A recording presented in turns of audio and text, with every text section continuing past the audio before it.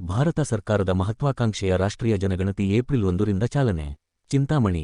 ಭಾರತ ಸರ್ಕಾರದ ಮಹತ್ವಾಕಾಂಕ್ಷೆಯ ರಾಷ್ಟ್ರೀಯ ಜನಗಣತಿ ಕಾರ್ಯಕ್ರಮವು ಏಪ್ರಿಲ್ 1ರಿಂದ ಅಧಿಕೃತವಾಗಿ ಚಾಲನೆ ಪಡೆಯಲಿದೆ ಎಂದು ಚಿಂತಾಮಣಿ ನಗರಸಭೆ ಪೌರಾಯುಕ್ತ ಜಿ.ಎನ್. ಚಲಪತಿ ತಿಳಿಸಿದರು.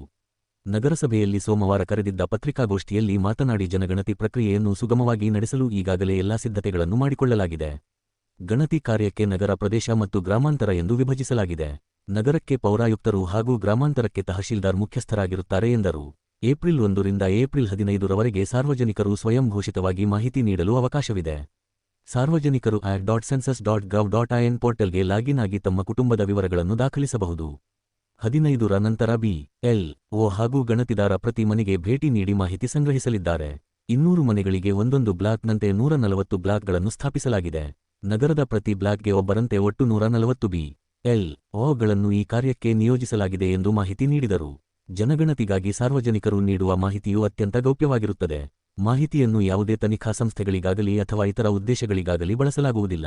ಇದು ಕೇವಲ ರಾಷ್ಟ್ರದ ಅಭಿವೃದ್ಧಿ ಮತ್ತು ಯೋಜನೆಗಳನ್ನು ರೂಪಿಸಲು ಮಾತ್ರ ಬಳಸಲ್ಪಡುತ್ತದೆ ಎಂದು ಸ್ಪಷ್ಟಪಡಿಸಿದರು. ಜನಗಣತಿ ರಾಷ್ಟ್ರೀಯ ಕಾರ್ಯಕ್ರಮವಾಗಿದ್ದು, ಸಾರ್ವಜನಿಕರು ತಮ್ಮ ಮನೆಗೆ ಬರುವ ಗಣತಿದಾರರಿಗೆ ನಿಖರವಾದ ಮಾಹಿತಿ ನೀಡಿ ಸಹಕರಿಸಬೇಕು.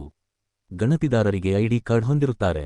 ಈಗಾಗಲೇ ಬಸ್ ನಿಲ್ದಾಣ ಮತ್ತು ನಗರದ ವಿವಿಧ ವಾರ್ಡ್ಗಳಲ್ಲಿ ಆಟೋ ಅನೌನ್ಸ್ಮೆಂಟ್ ಮೂಲಕ ಜಾಗೃತಿ ಮೂಡಿಸಲಾಗುತ್ತಿದೆ ಎಂದು ತಿಳಿಸಿದರು. ಈ ದಿನ ರಾಷ್ಟ್ರವ್ಯಾಪ್ತಿ 2027ರ ಜನಗಣತಿ ನಡೀತಾ ಇದೆ. ಅದೇ ರೀತಿಯಾಗಿ ಮಾನ್ಯ ಜಿಲ್ಲಾಧಿಕಾರಿಗಳ ಮತ್ತು ಆಡಳಿತಾಧಿಕಾರಿಗಳ ಒಂದು ಆದೇಶದಂತೆ ಚಿಂತಾಮಣಿ ನಗರದಲ್ಲೂ ಸಹ ಜನಗಣತಿ 2027ನ್ನ ಈಗಾಗಲೇ ನಾವು ಆರಂಭಿಸಿದ್ದೇವೆ. ಎಲ್ಲ ಕಾರ್ಯಕ್ರಮಗಳನ್ನು ಹಮ್ಮಿಕೊಂಡಿದ್ದೇವೆ. ಟೋಟಲಿ ಚಿಂತಾಮಣಿಗೆ 2 ಚಾರ್ಜ್ ಇರುತ್ತೆ. ಗ್ರಾಮಾಂತರ ವ್ಯಾಪ್ತಿಗೆ ಮಾನ್ಯ ತಹಸೀಲ್ದಾರ್ ಅವರು ಇರ್ತಾರೆ. ನಗರ ವ್ಯಾಪ್ತಿಗೆ ಚಾರ್ಜ್ ಆಫೀಸರ್ ಆಗಿ ನಾನು, ಅಂದರೆ ಮುನ್ಸಿಪಲ್ ಕಮಿಷನರ್ ಆದ ನಾನು ಚಾರ್ಜ್ ಆಫೀಸರ್ ಆಗಿರ್ತೀನಿ. ಟೋಟಲ್ ಆಗಿ ನಮ್ಮ ನಗರದಲ್ಲಿ 140 ಬ್ಲಾಕ್ಸ್ ಅನ್ನ ನಾವು ಮಾಡಿದ್ವಿ. ಬ್ಲಾಕ್ಸ್ ಅಂದ್ರೆ 200 ಮನೆಗೆ ಒಂದೊಂದು ಬ್ಲಾಕ್ ತರ ಮಾಡಿಕೊಂಡು ಸೆನ್ಸಸ್ ಕಾರ್ಯಕ್ರಮಗಳನ್ನ ನಾವು ಈಗಾಗಲೇ ಹಮ್ಮಿಕೊಂಡಿದ್ವಿ. ಒಂದೊಂದು ಬ್ಲಾಕ್ಗೆ ಒಬ್ಬೊಬ್ಬ BLOs ಇರ್ತಾರೆ. ಒಟ್ಟು 140 BLOs ಇರ್ತಾರೆ. ನಾವು ಮ್ಯಾಕ್ಸಿಮಮ್ ಟೀಚರ್ಸ್ ಅನ್ನ ಇದನ್ನ ಮಾಡಲಿಕ್ಕೆ ಮಾಡ್ಕೊಂಡಿದ್ವಿ. ಇದು ರಾಷ್ಟ್ರೀಯ ಕಾರ್ಯಕ್ರಮ ಆಗಿರೋದ್ರಿಂದ ಈ ಕಾರ್ಯಕ್ರಮವನ್ನು ಯಶಸ್ವಿ ಮಾಡಬೇಕಂತ ನಾವು ಮಾಡ್ಕೊಂಡಿದ್ದೀವಿ.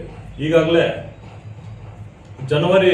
ಏಪ್ರಿಲ್ 1ನೇ ತಾರೀಕಿಂದ, ಐ ರಿಪೀಟ್ ಇನ್ನೊಂದು ಸರಿ, ಏಪ್ರಿಲ್ 1ನೇ ತಾರೀಕಿಂದ 15ನೇ ತಾರೀಕುವರೆಗೂ ಪಬ್ಲಿಕ್ಗೆ ಓಪನ್ ಮಾಡಿಟ್ಟಿದ್ದಾರೆ. ಪಬ್ಲಿಕ್ಗೆ ac.census.gov.in, ಐ ರಿಪೀಟ್ ac.census.gov.in ನೀವು ಹೋಗಿ ಲಾಗಿನ್ ಮಾಡಿಕೊಂಡ್ರೆ ಓಪನ್ ಆಗ್ತದೆ. 15 ದಿನಗಳ ಕಾಲ ಸ್ವಯಂ ಘೋಷಿತವಾಗಿ ನಾಗರಿಕರೇ ಇದನ್ನ ನೀವು ಸೆನ್ಸಸ್ ಅನ್ನ ಘೋಷಣೆ ಮಾಡ್ಕೋಬಹುದು. ಅದಾದ ನಂತರ ಪ್ರತಿ ಒಂದು ಮನೆಗೂ ನಮ್ಮ BLOs ಬರ್ತಾರೆ.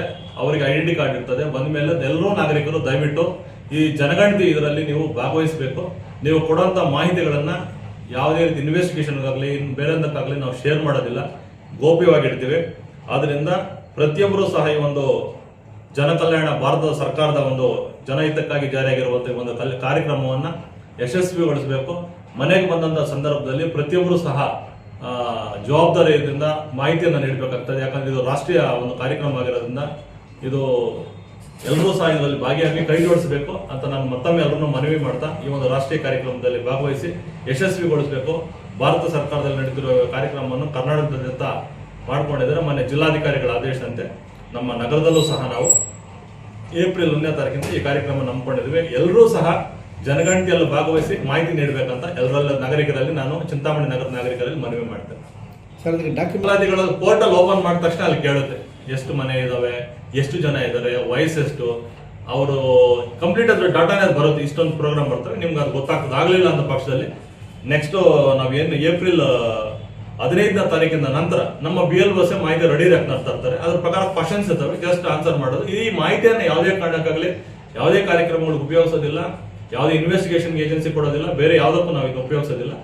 ಬರೀ ಜನಗಣತಿ ಪರ್ಪಸ್ ಮಾತ್ರ ಮಾಡ್ತೀವಿ. ಇದನ್ನು ಗೌಪ್ಯವಾಗಿ ಸಹ ಇಡ್ತೀವಿ, ಯಾರಿಗೂ ಸಹ ಶೇರ್ ಮಾಡೋಕ್ಕಾಗಲ್ಲ. ವೆಬ್ಸೈಟ್ ಯಾವ ರೀತಿ? ಸೆಂಟ್ರಲ್ ರಾಷ್ಟ್ರೀಯ ಕಾರ್ಯಕ್ರಮ ನೀವು ac.census.gov.in ಅಂತ ಹೊಡೆದ್ರೆ ಓಪನ್ ಆಗುತ್ತೆ, ಎಲ್ಲ ಕಡೆ ಆಗುತ್ತೆ. 1ನೇ ತಾರೀಕಿಂದ ಬಿಡ್ತಾರೆ. ಎಷ್ಟು ಪ್ರಶ್ನೆ ಇರ್ತದೆ ಅದರಲ್ಲಿ ಬರ್ತಕ್ಕಂಥ ಅದು ಇನ್ನೂ ಹೇಳ್ತಾರೆ. ಈಗ ಅಶ್ವತಿ ಮೇಡಮ್ ಅಂತ ಬರ್ತಾ ಇದ್ದಾರೆ. ಸೊ ಅವ್ರು ಹೇಳ್ತಾರೆ ನಿಮ್ಗೆ ಅದನ್ನ ಮತ್ತೊಮ್ಮೆ ನಾನು 1ನೇ ತಾರೀಕು ಮತ್ತೆ ನಿಮ್ಗೆಲ್ರಿಗೂ ನಾನು ಶೇರ್ ಮಾಡ್ತೇನೆ.